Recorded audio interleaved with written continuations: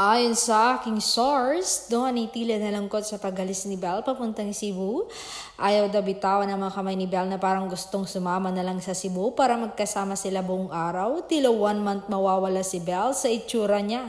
Isang araw lang naman siyang mawawalay sa kanya at ayon pa sa aking source, 5 minutes pa daw nagyakapan ng magjowa at may tuwang-tuwa na hinalikan ni Belle na nagbigay sa kanya ng energy na mag-typing ngayong araw. Napaka-cute talaga ng magjowa, nakakainggit.